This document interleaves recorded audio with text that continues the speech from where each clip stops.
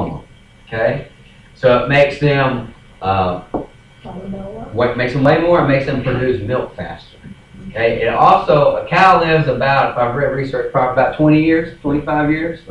When they are injected with growth hormone, it decreases their lifespan to 5 years. And I read in Milk Deadly Poison it says they can produce 10 gallons of milk, a normal cow, a day. Or not a day, it's I guess a week. What is it normally? 2 gallons. 2 gallons a day. Injected with growth hormone, they said they can produce up to like 30, 40 times that. Okay, so now how is it affecting our children? Is our daughters are having their period start sooner, their menstrual cycle start sooner. They're developing what? They're developing things that they shouldn't be. So that's how proof that it's starting to affect our children. And then guess what it's doing to their body? Okay, it's causing they're pumped with these hormones and these antibiotics. Okay. Also, somebody can make more money and produce more milk and beef. Okay. Carbohydrates. That was proteins. So now the carbohydrates. These provide fuel for your body in the form of glucose or sugar. There are two types of carbohydrates: simple and complex. All right. Simple carbohydrates are sugars, such as found in candies, fruits, baked goods. Right, thank you. Okay. Complex carbohydrates are starches found in beans, nuts, vegetables, and whole grains. 2/3 of Americans right now are considered obese or overweight. Do you know right now, last year Time Magazine did a study and they said our generation of kids now will be outlived by their parents due to obesity. They say obesity will be the leading cause of death in the generation of the kids now. Okay, so we got to start. Do we want to wait and start taking care of this after it's become a epidemic, or do we want to start taking care of our children now? My next sentence, folks. We have an epidemic already. This is the result of eating far too many processed foods and believing the low-fat diet myth. Now, how many of you ever tried a diet? Drop the T off the end. What do? You die. Die trying to achieve it. Right? Diets don't work. They don't work. You trying to turn, you can lose weight, but guess what? As soon as you stop the program, you put the weight back on. And more. Yeah, and then some more. All right? Now, your body prefers carbohydrates in vegetables rather than the grains because it slows the conversions to simple sugars like glucose and decreases your insulin levels. Grain carbohydrates, back to grains, will increase your insulin levels and interfere with your ability to burn fat.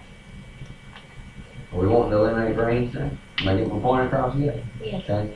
The carbohydrates you want are in your vegetables, not in, well, of course not in your sugar. All right? So you want to eliminate the following additional grains from the ones that you already know. I know back when I was in school, before I took nutrition class, I used to buy the 7 whole grain wheat bread. And I thought I was like, yeah, I'm eating healthy today. Now I know that I bought into the packaging. Okay? So there wasn't before. You want to eliminate the following additional grains: spelt, barley, millet, oats, rice. For those who talk about the rice is, especially white rice, it's horrible. You want wild brown rice for rice, okay? Not yellow or white rice. Rye, teff, and potatoes. It's actually a vegetable, but it digests just like a grain. That's why you've heard of this controversy over potato salad made of lime. Okay. Hello, we awakened here today. All right. And corn. It's considered a vegetable, but it's technically processed by your body just like a grain. Okay? Highly processed grain products are not recommended regardless of insulin level. These include breads, pasta, cereals, bagels, french fries, chips, pretzels, waffles, pancakes, and baked goods. Okay? Pasta. While I'm thinking about it, who likes Olive Garden? Worst thing you could ever do for me. Okay? You always want to consume your sugars, so your fruits, because what the fruits have is sugars, and you ever heard of the glycemic index? That's the sugar, how much sugar content's in it. And you want to stay, and you'll get that, that's in your packet, you probably got dust on it at home. I break down all fruits as to whether they're high, low, or moderate glycemic index. So you want to eat low. Well, low is berries. High are the ones I like, grapes and bananas. Those are high. Okay. Of course, the good ones and the bad ones, right? But I was talking about pastas. It's carbohydrates. You want to consume your carbohydrates. If you're going to consume simple, remember your complex or your vegetables, which you want at night. Your simple ones have to be consumed before noon. See, a lot of people know what to eat, but you don't know when to eat it. Your fruit should be consumed in the morning only because it's got sugar. Even the low GI, the glycemic index, should be consumed in the morning so that you've burned it by lunch. You want all your carbohydrates. If you have a snack or if you eat lunch, you want them to stop at lunch because your body can burn those off the rest of the day. You don't want to go to bed with any breads, pastas, or simple carbohydrates.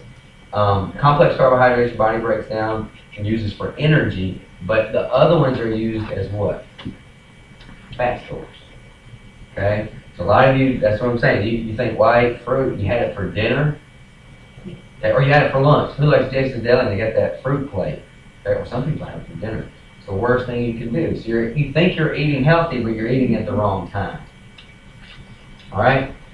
Now, the bulk of my talk is on leptin, that hormone that some of you haven't heard of and some of you have and don't even know anything about it. Leptin is more important than insulin. Insulin is important as well. Now, this is what leptin is, and just listen to me for a second. Leptin plays a far more important role in your health than cholesterol. Okay? However, few doctors, here's what I told you earlier, few doctors are taught to pay attention to it or even know much about it. They don't teach about it in school. I didn't learn about it, or I slept during that class. I didn't learn much about it in chiropractic school either. But then again, 7 a.m. class was when we had nutrition. So not to say they didn't teach it. All right, leptin's critical importance is largely unknown to the medical community, as I just said, because there are no known drugs that regulate its activities, and therefore there is no incentive to spend money to educate doctors about leptin's crucial role in health and disease. I got this from a medical doctor's website. He's telling the truth. Thank God for him. Okay? The only known way to reestablish proper leptin and insulin signaling is via the diet. As such, these can have more profound effect on your health than any other known modality of medical treatment. Leptin plays a vital role in regulating your brain's hypothalamic activity. Okay, there's a big fancy word. Now, what does that mean? Hypothalamic activity, in turn, regulates your autonomic functions. Now, who knows what autonomic function is? It's very important. Your autonomic functions are the ones you don't have to tell your body to do, such as make your heart beat, make your lungs breathe. The things you don't have to tell your body to do when you're sleeping are autonomic functions. So are those important? Yeah, and leptin, the hypothalamus actually is a product. So you see how important leptin is starting to play into your body? Okay. As I said, those are the functions you don't necessarily think about, but determines much of your life and health. As I said, it determines also your body temperature, your heart rate, hunger, your stress response, fat burning or storage, reproductive behavior, and newly discovered roles they found in bone growth and blood sugar levels. Okay?